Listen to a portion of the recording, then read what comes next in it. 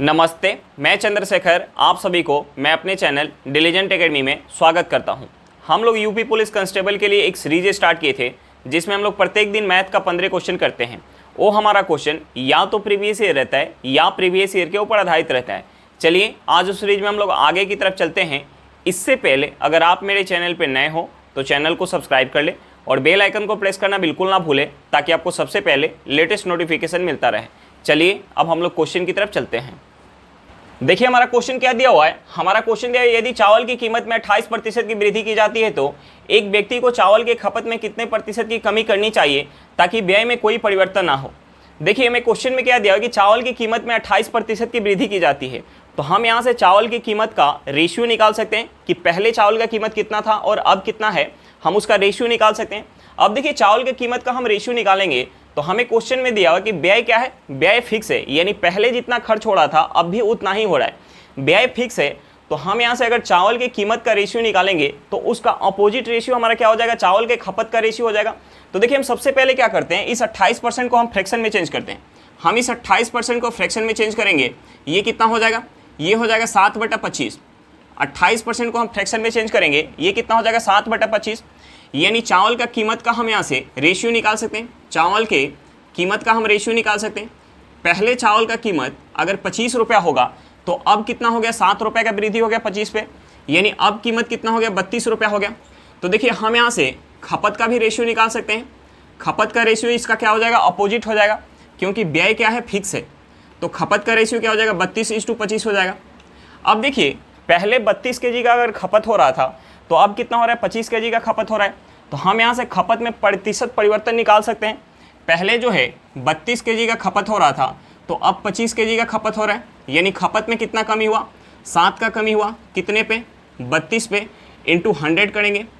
अब देखिए हम इसे अगर 4 से काटेंगे तो ये 4 से 25 बार में जाएगा, ये 4 से 8 बार में जाएगा। यहाँ से हमारा क्या निकल के आ जाएगा, हम अगर 7 से 25 में गुना करेंगे तो ये कितना हो जाएगा, ये हो जाएगा 175/8%।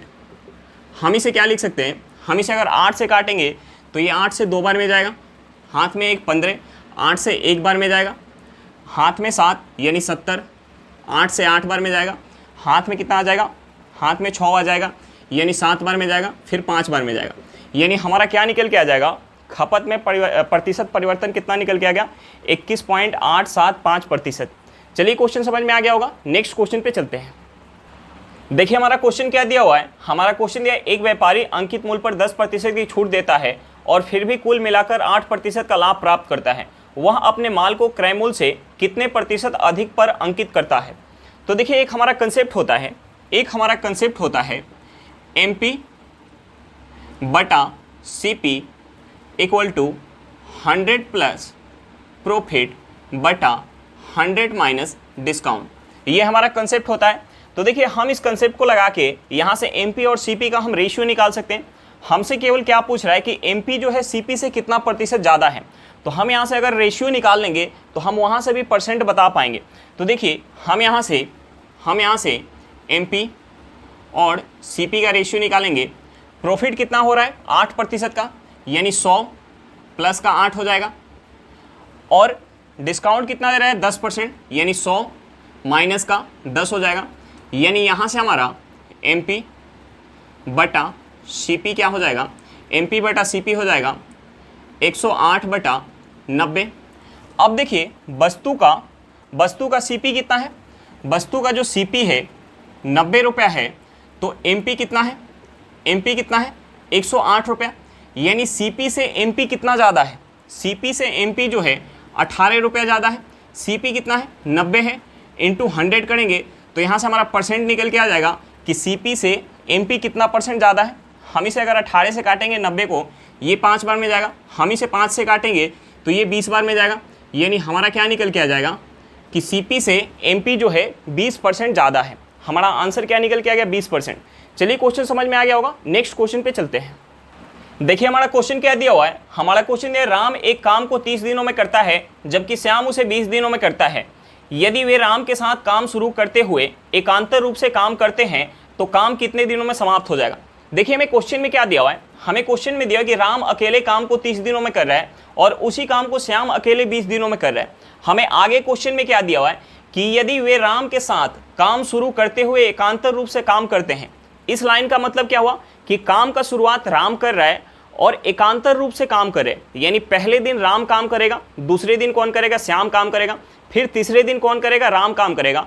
अगर इस तरीके से काम होगा तो काम कितने दिनों में समाप्त हो जाएगा, हमें उस समय को निकालना है। तो देखिए हम सबसे पहले क्या करेंगे, जो हमारा यहाँ समय दिया हुआ है 30 दिन और 20 दिन, हम इसका एलसीएम निकालेंगे। हमारा समय क्या दिया हुआ है, समय जो दिया हुआ है 30 दिन और दूसरा समय क्या दिया हुआ है 20 दिन, हम इसका एलसीएम निकालेंगे।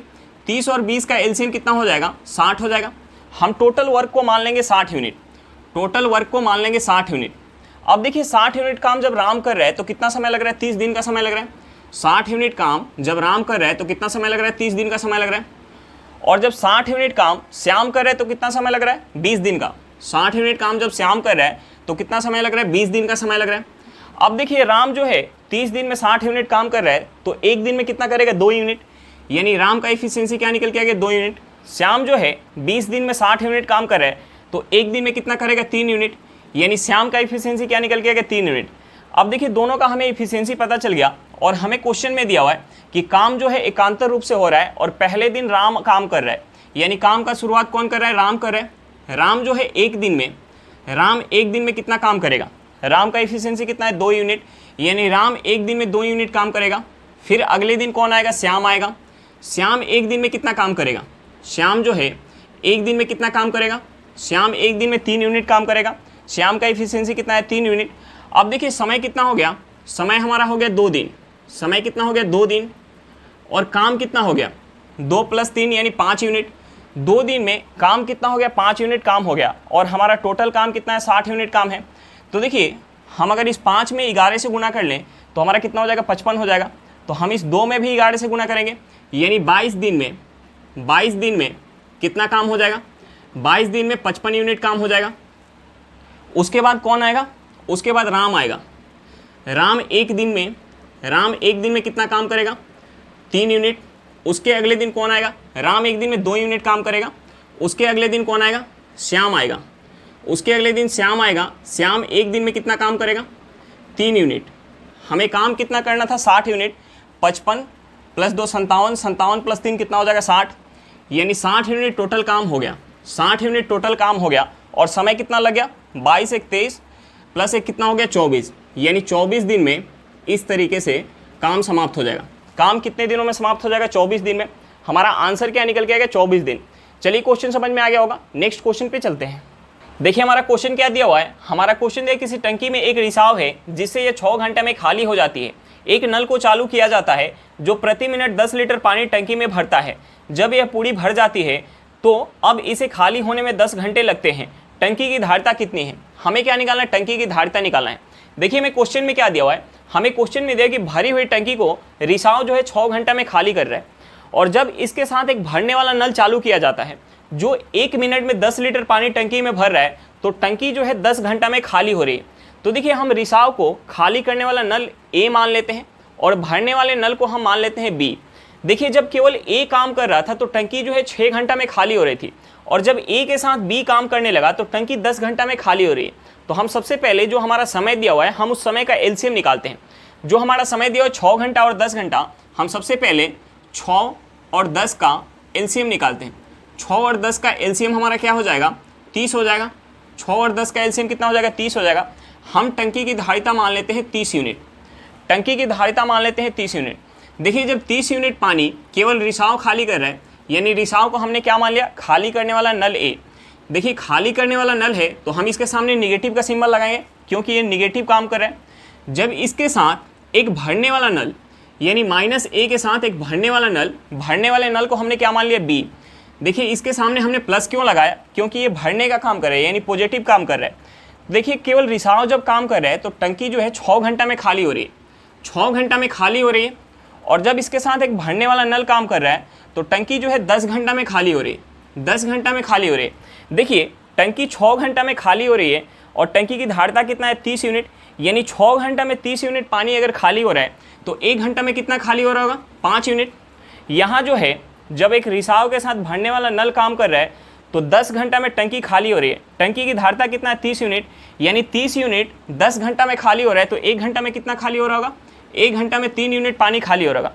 देखिए यहाँ केवल रिसाव जब काम कर रहा है तो 1 घंटा में 5 यूनिट पानी खाली हो रहा है, और जब रिसाव के साथ भरने वाला नल काम कर रहा है तो 1 घंटा में 3 यूनिट ही पानी खाली हो रहा है। इसका मतलब क्या हुआ कि रिसाव यहाँ 5 यूनिट पानी खाली कर देता अकेले अगर काम करता तो, लेकिन भरने वाला नल एक काम कर रहा है जिसके कारण 3 यूनिट ही पानी खाली हो रहा है। यानी भरने वाला नल प्रत्येक मिनट जो है 2 यूनिट पानी भर रहा है।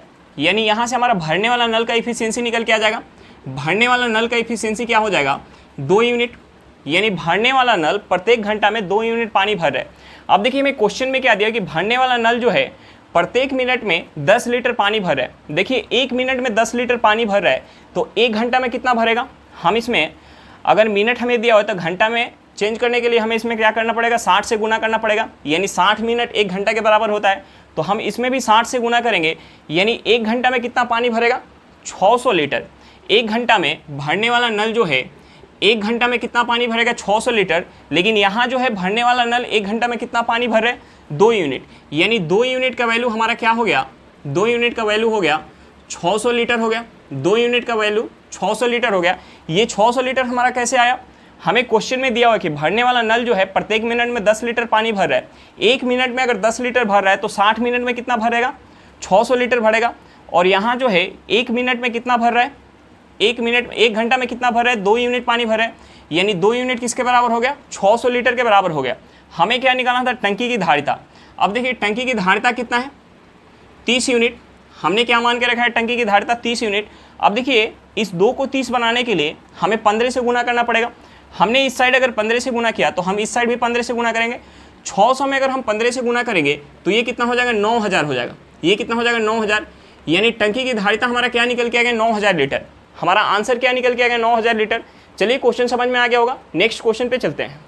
देखिए हमारा क्वेश्चन क्या दिया हुआ है, हमारा क्वेश्चन दिया 1800 रुपये की राशि 3 साल 4 महीने में 360 रुपये का साधारण ब्याज देती है, तो प्रति वर्ष ब्याज की दर कितना है। हमें क्या निकालना है, रेट ऑफ इंटरेस्ट निकालना है।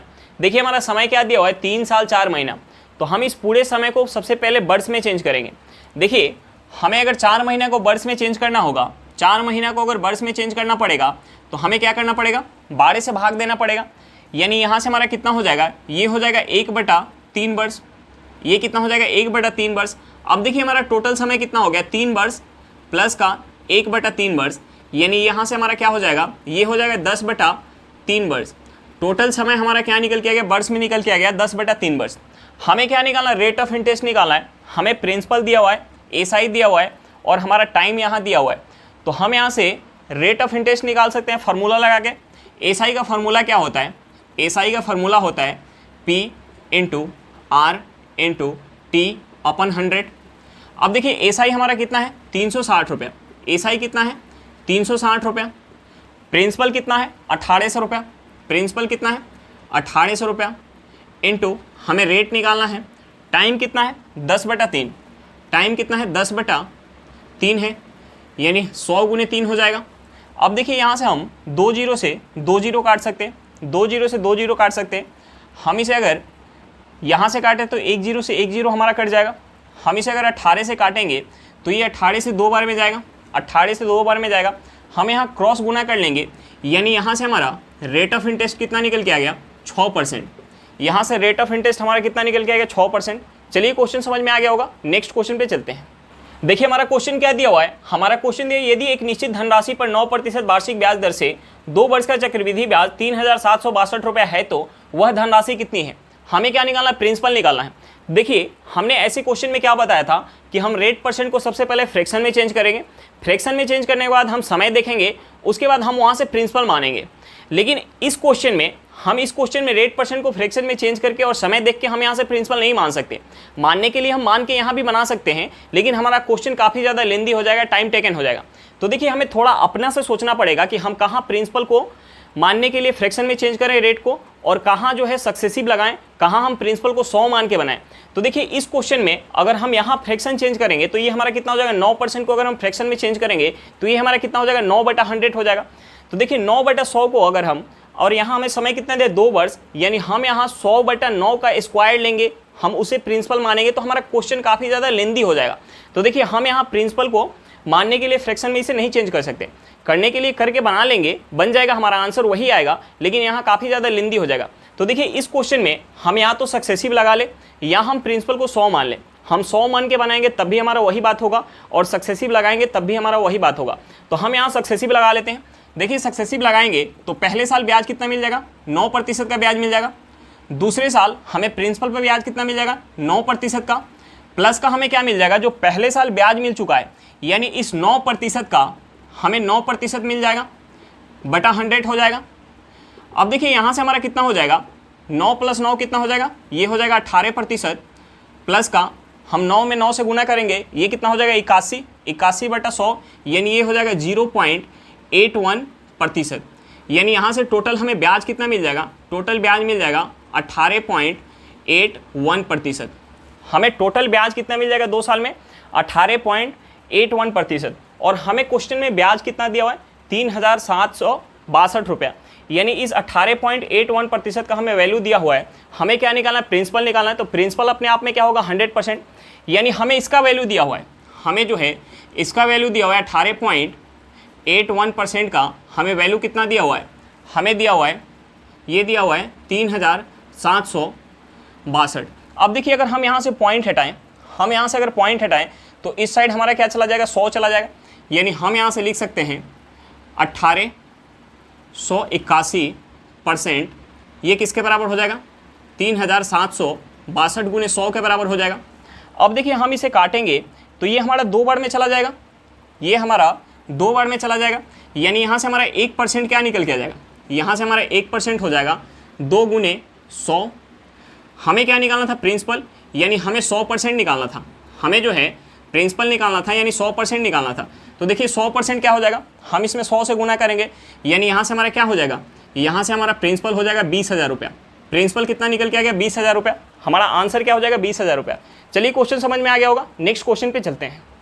देखिए हमारा क्वेश्चन क्या दिया हुआ है, हमारा क्वेश्चन दिया 10 छात्रों के औसत भार में आधे kg की तब वृद्धि होती है जब छात्रों में से 45 kg भार वाले छात्र को एक नए छात्र द्वारा प्रतिस्थापित किया जाता है।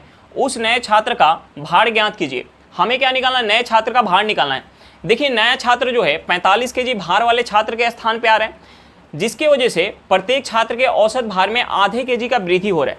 प्रत्येक छात्र के औसत भार में आधे kg का वृद्धि हो रहा है। तो जो नया छात्र होगा वो 45 kg से ज़्यादा होगा, 45 kg से कम नहीं हो सकता है, क्योंकि उसके आने की वजह से सभी छात्र के औसत वजन में आधे kg का वृद्धि हो रहा है। तो देखिए जो नया छात्र होगा वो 45 kg का तो होगा ही, प्लस का कितना होगा, प्लस का सभी के छात्र, यानी सभी छात्र के 10 छात्र के वजन में 0.5 kg का वृद्धि कर रहा है, सभी के वजन में 0.5 kg का वृद्धि कर रहा है। यानी यहाँ से कितना हो जाएगा, 45 kg प्लस का हम 0.5 में अगर 10 से गुना करेंगे, ये कितना हो जाएगा 5 kg। यानी नए छात्र का वजन कितना हो जाएगा, 50 kg हो जाएगा। नए छात्र का वजन कितना हो जाएगा, 50 kg। 45 kg के स्थान पे 50 kg के छात्र को अगर हम लाएंगे तो प्रत्येक छात्र के औसत वजन में कितना वृद्धि हो जाएगा, आधे kg का वृद्धि हो जाएगा। चलिए क्वेश्चन समझ में आ गया होगा, नेक्स्ट क्वेश्चन पे चलते हैं। देखिए हमारा क्वेश्चन क्या दिया हुआ है, हमारा क्वेश्चन दिया एक स्कूल में लड़कों और लड़कियों की संख्या का अनुपात क्रमशः 3:4 है। यदि लड़कों की संख्या में 10% की वृद्धि होती है और लड़कियों की संख्या में 15% की वृद्धि होती है, तो लड़कों की संख्या और लड़कियों की संख्या का नया अनुपात क्या होगा। हमें क्या निकालना है, नया अनुपात निकालना है। देखिए हमें क्वेश्चन में लड़का और लड़की का रेशियो दिया हुआ है, लड़का और लड़की का रेशियो कितना दिया हुआ है, 3:4 दिया हुआ है, 3:4 दिया हुआ है। तो देखिए हम इस रेशियो में 100 से गुना कर लेते हैं। हमने मान लिया कि लड़का की जो संख्या है वो 300 है और लड़की की संख्या कितना है, 400 है। हम इस रेशियो में 100 से गुना कर सकते हैं, हमारा कोई फर्क नहीं पड़ेगा। अब देखिए हमें क्वेश्चन में दिया हुआ है कि लड़का की संख्या में जो है 10% की वृद्धि, यानी प्लस का कितना हो रहा है, 10% हो रहा है, और लड़की की संख्या में 15% का वृद्धि, यानी प्लस का कितना हो रहा है, 15% हो रहा है। अब देखिए इस 300 का हम 10% निकालेंगे, ये कितना हो जाएगा, ये हो जाएगा 30, यानी लड़का का संख्या कितना हो गया, 330 हो गया।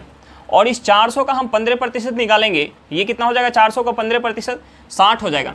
यानी अब लड़की की संख्या कितना हो गया, लड़की की संख्या हो गया 460।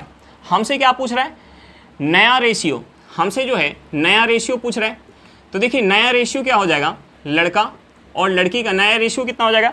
लड़का का संख्या अब कितना हो गया, 330, लड़का का संख्या कितना हो गया 330, और लड़की का संख्या कितना हो गया 460। हम यहाँ से 0 से 0 काट सकते हैं, यानी हमारा रेशियो क्या निकल के आ गया 33:46।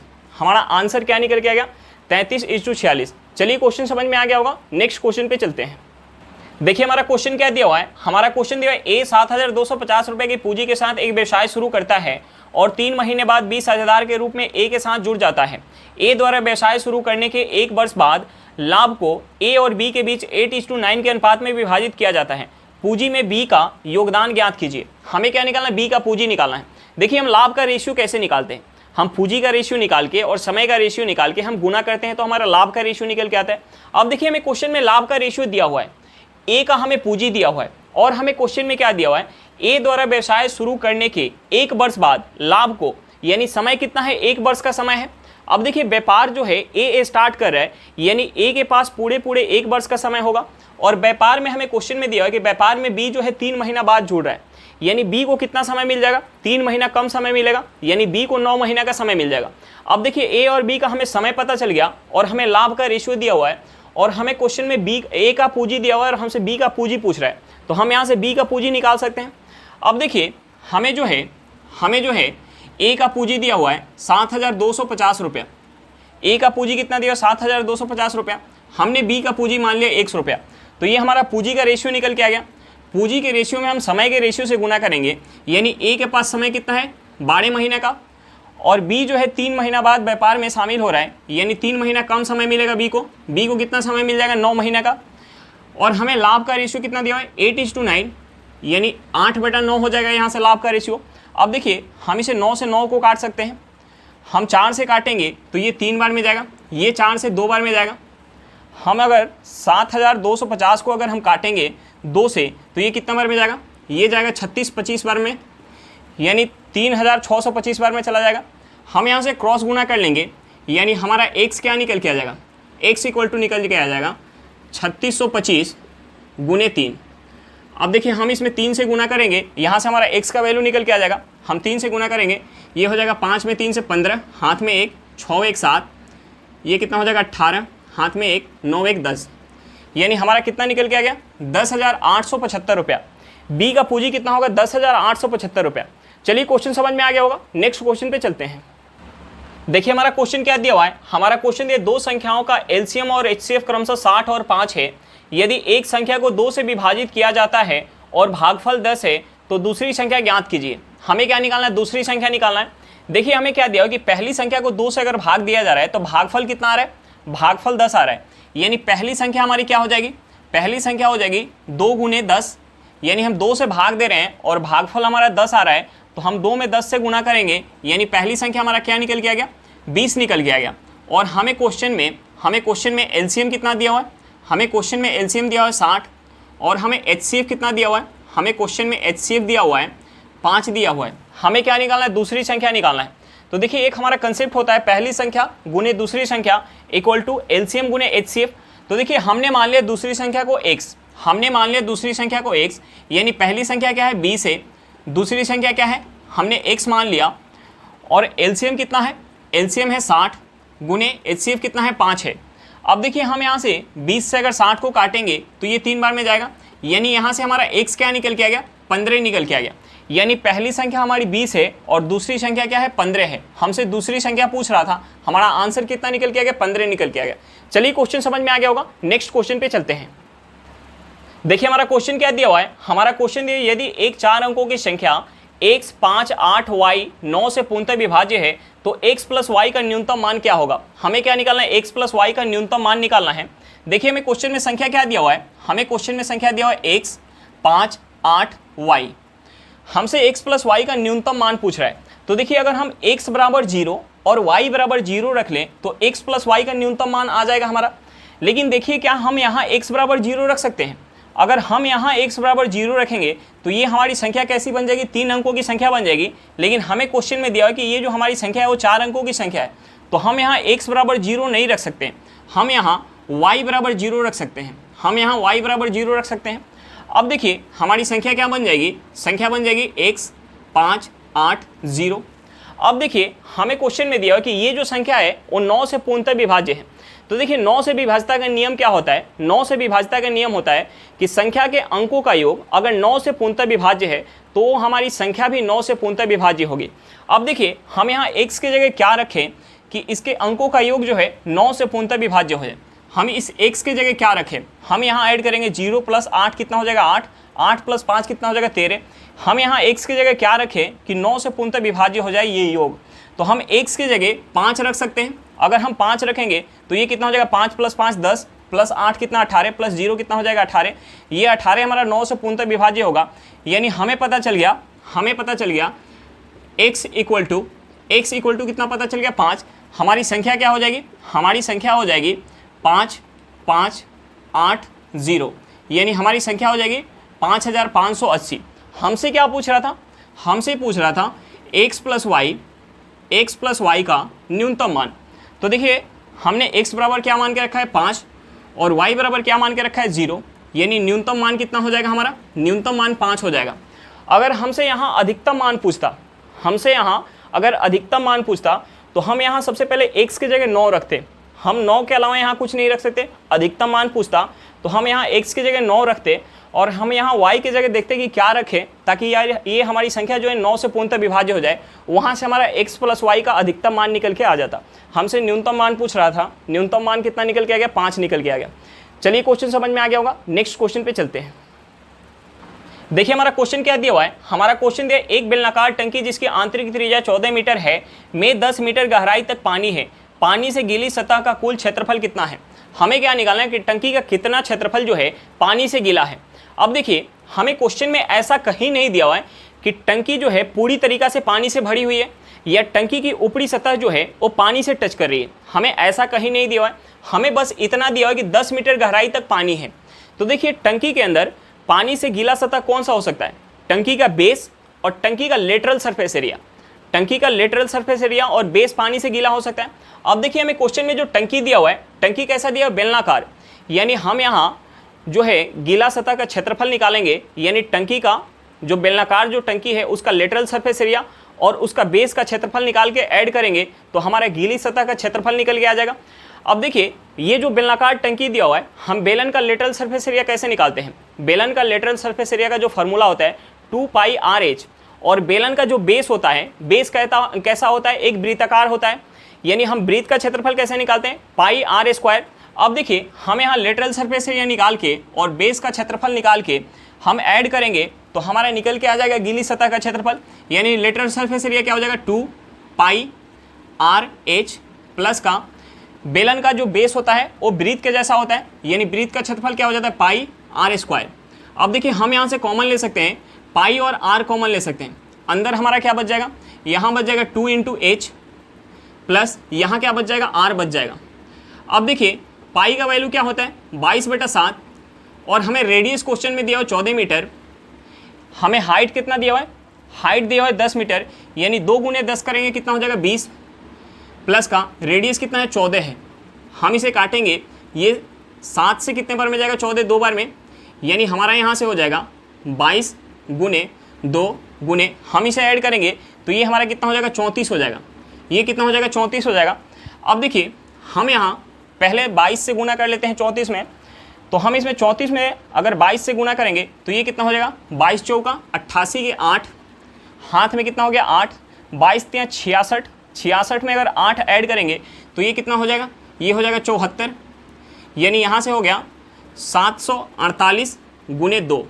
अब देखिए 748 में हम 2 से गुना करेंगे, ये कितना हो जाएगा 8 दूनी 16 के 6, 1 8 1 9, ये कितना हो जाएगा 14, यानी यहाँ से हमारा निकल के आ गया गीली सतह का क्षेत्रफल कितना निकल के आ गया 1496 मीटर स्क्वायर, 1496 मीटर स्क्वायर। हमारा आंसर क्या निकल के आ गया 1496 मीटर स्क्वायर। चलिए क्वेश्चन समझ में आ गया होगा, नेक्स्ट क्वेश्चन पे चलते हैं। देखिए हमारा क्वेश्चन क्या दिया हुआ है, हमारा क्वेश्चन दिया हुआ है एक पुलिसकर्मी चोर को 250 मीटर की दूरी से देखता है। जब पुलिसकर्मी उसका पीछा करना प्रारंभ करता है तो चोर भी दौड़ना प्रारंभ करता है। यह मानकर कि चोर की चाल 10 किलोमीटर पर घंटा और पुलिसकर्मी की चाल 12 किलोमीटर पर घंटा हो तो चोर अपने पकड़े जाने से पहले कितनी दूरी दौड़ चुका होगा। देखिए हमें क्वेश्चन में क्या दिया हुआ है, हमें क्वेश्चन में दिया है कि एक पुलिस जो है, एक पुलिस एक चोर को 250 मीटर आगे देख रही है। एक पुलिस जो है चोर को 250 मीटर आगे देख रही है। जब पुलिस चोर का पीछा करना स्टार्ट कर रही है तो चोर भी आगे की तरफ भाग रहा है। जब पुलिस चोर का पीछा करना स्टार्ट कर रही है तो चोर भी आगे की तरफ भाग रहा है। देखिए पुलिस जो है चोर को जब पकड़ेगी जितना समय में, उतना समय के लिए चोर भी आगे की तरफ भागा होगा। यानी समय क्या है, समय क्या है, जितना समय के लिए चोर आगे भाग रहा है उतना ही समय में पुलिस चोर को पकड़ रही है। समय क्या है हमारा, बराबर है। देखिए समय जब हमारा सेम होता है तो एक हमारा कंसेप्ट होता है कि जो हमारा स्पीड का रेशियो होगा वही हमारा क्या हो जाएगा, वही हमारा डिस्टेंस का रेशियो हो जाएगा। जब हमारा टाइम सेम होता है, जब हमारा टाइम सेम होता है, जब टाइम सेम होता है तो हमारा कंसेप्ट होता है कि जो हमारा स्पीड का रेशियो होगा, जो हमारा स्पीड का रेशियो होगा वही क्या हो जाएगा, डिस्टेंस का रेशियो हो जाएगा। वही क्या हो जाएगा, डिस्टेंस का रेशियो हो जाएगा। अब देखिए दोनों का हमें स्पीड दिया हुआ है तो हम यहाँ से स्पीड का रेशियो निकाल सकते हैं। चोर का स्पीड कितना है 10 किलोमीटर पर घंटा और पुलिस का स्पीड कितना है 12 किलोमीटर पर घंटा। यानी यहाँ से रेशियो हमारा क्या आ जाएगा, हम इसे 2 से काटेंगे, ये 5 बार में जाएगा, ये कितना बार में जाएगा, 6 बार में। यानी हमारा डिस्टेंस का भी रेशियो यही हो जाएगा। डिस्टेंस का रेशियो कितना हो जाएगा 5/6। यानी चोर जो है 5 यूनिट भाग रहा है तो पुलिस कितना भाग रहा है उसके पीछे पीछे 6 यूनिट। पुलिस को जो है 1 यूनिट ज़्यादा क्यों भागना पड़ा है, पुलिस को जो है चोर की अपेक्षा 1 यूनिट ज़्यादा क्यों भागना पड़ा है, क्योंकि पुलिस से आगे चोर जो है 250 मीटर खड़ा था। यानी इस 1 यूनिट का जो वैल्यू है, इस 1 यूनिट का जो वैल्यू है वो हमारा कितना है 250 मीटर है। 1 यूनिट का वैल्यू जो है वो कितना है 250 मीटर है। 1 यूनिट का वैल्यू 250 मीटर है तो हमें क्या निकालना था कि पकड़े जाने से पहले चोर कितना दौड़ रहा है। चोर जो है कितना दौड़ रहा है 5 यूनिट। यानी हमें इस 5 यूनिट का वैल्यू निकालना है। हम 250 में अगर 5 से गुना करेंगे तो ये हमारा कितना हो जाएगा, ये हो जाएगा 1250 मीटर। हमारा आंसर क्या निकल के आ गया कि पकड़े जाने से पहले चोर जो है 1250 मीटर दूरी दौड़ा होगा। चलिए क्वेश्चन समझ में आ गया होगा। नेक्स्ट क्वेश्चन पे चलते हैं। देखिए हमारा क्वेश्चन क्या दिया हुआ है। हमारा क्वेश्चन दिया एक व्यक्ति को धारा की दिशा में 25 किलोमीटर तैरने में 2 घंटे का समय लगता है। धारा के विपरीत में वह समान समय में 19 किलोमीटर ही तैर पाता है। धारा की चाल कितनी है। हमें क्या निकालना है, धारा की चाल निकालना है। देखिए तैराक जब धारा की दिशा में जाएगा तो उस केस में क्या होगा कि तैराक और धारा की स्पीड ऐड होगा, और जब तैराक धारा के विपरीत दिशा में जाएगा तो उस केस में क्या होगा, तैराक और धारा की स्पीड क्या होगा, माइनस होगा। अब देखिए हम यहाँ से स्पीड निकालेंगे, हम यहाँ से स्पीड निकालेंगे कि धारा की दिशा में जब जा रहा है यानी तैराक का स्पीड प्लस का क्या हो जाएगा, धारा का स्पीड। हम यहाँ से स्पीड निकाल सकते हैं, हमें दूरी दिया हुआ है और समय दिया हुआ है। यानी अगर धारा की दिशा में जा रहा है तो 25 किलोमीटर दूरी जा रहा है 2 घंटा में। यानी यहाँ से स्पीड कितना आ जाएगा, हम 25 में 2 से भाग देंगे, ये कितना हो जाएगा 12.5 किलोमीटर पर घंटा। अब देखिए हमें दूसरा क्या दिया हुआ है कि समान समय में धारा के विपरीत दिशा में, समान समय में धारा के विपरीत जाएगा तो तैराक और धारा की स्पीड क्या होगा, माइनस होगा। यानी धारा के विपरीत दिशा में 19 किलोमीटर समान समय में जा रहा है।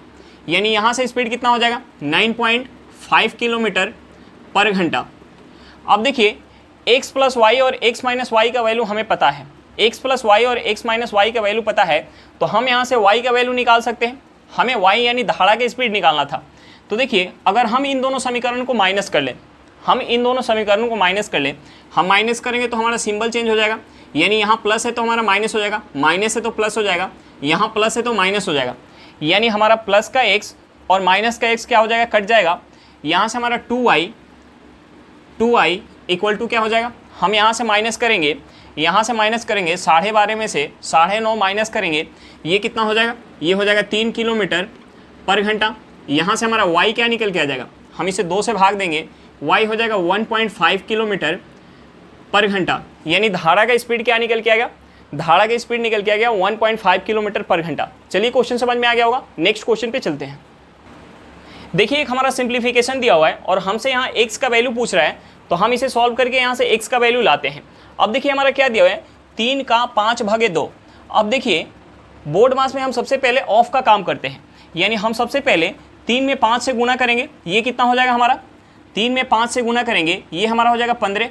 15 में 2 से भाग देंगे, यहाँ से हमारा कितना हो गया 15/2 प्लस का ये कितना हो जाएगा, ये हो जाएगा 3x बटे 1 प्लस 12 बटा। अब देखिए हम इसे ऐड कर लेंगे, हम इसे यहाँ से ऐड करेंगे तो ये हमारा हो जाएगा 2 माइनस 2x प्लस 2x बटा हमारा क्या हो जाएगा 1 माइनस x इक्वल टू, यहाँ हमारा क्या दिया 12 सही 1/2 12 से ही 1/2 को हम क्या लिख सकते हैं, 25/2 लिख सकते हैं। अब देखिए यहाँ हमारा क्या है, माइनस का 2x और प्लस का 2x, ये हमारा कट जाएगा। हम इस 12 में अगर 2 से भाग देंगे तो ये कितने बार में जाएगा, ये 6 बार में जाएगा। अब देखिए यहाँ से हमारा क्या हो जाएगा, अगर हम इस 25/2 को उस साइड ले जाएंगे तो हमारा प्लस में है तो माइनस में हो जाएगा, यानी यहाँ से हो जाएगा 3x बटा ये हो जाएगा 1 प्लस, और ये हमारा 1 माइनस एक्स जो है ये हमारा ऊपर चला जाएगा, ये क्या हो जाएगा 6 × 1 माइनस एक्स हो जाएगा, इक्वल टू अगर हम उस साइड इसे ले जाएंगे तो 25/2 में से 15/2 माइनस करेंगे, ये हमारा कितना हो जाएगा 10/2 हो जाएगा, 10/2। अब देखिए हम यहाँ से इसे लिख सकते हैं, ये हमारा हो जाएगा 3x, हम यहाँ अगर अंदर गुना करेंगे तो ये हो जाएगा 1 plus 6 minus 6x equal to, और हम इसे 2 से भाग देंगे तो ये हमारा कितना हो जाएगा 5 हो जाएगा, ये कितना हो जाएगा 5 हो जाएगा। अब देखिए यहाँ से और हम इसे क्या लिख सकते हैं, इसे लिख सकते हैं 3x बटा ये कितना हो जाएगा 7 माइनस 6x इक्वल टू 5। अब देखिए हम यहाँ से क्रॉस गुना कर सकते हैं, हम यहाँ से क्रॉस गुना कर सकते हैं, क्रॉस गुना करेंगे तो ये हमारा कितना हो जाएगा, ये हो जाएगा 3x इक्वल टू, हम इसमें 5 से गुना करेंगे तो ये कितना हो जाएगा 35 माइनस 30x हो जाएगा। अब देखिए इस माइनस के 30x को हम इस साइड लेके आएंगे तो ये हमारा कितना हो जाएगा, ये हो जाएगा 33x इक्वल टू 35, यानी यहाँ से हमारा x क्या निकल के आ गया, यहाँ से हमारा x निकल के आ गया 35/33। हमारा आंसर क्या निकल के आ गया 35/33। चलिए क्वेश्चन समझ में आ गया होगा। आज के लिए इतना ही, फिर मिलते हैं नेक्स्ट क्लास में। अगर क्लास अच्छा लगे तो क्लास को लाइक करिएगा, अगर आप मेरे चैनल पर नए हो तो चैनल को सब्सक्राइब करिएगा, और क्लास को अपने दोस्तों के साथ शेयर करना बिल्कुल मत भूलिएगा। चलिए बाय बाय।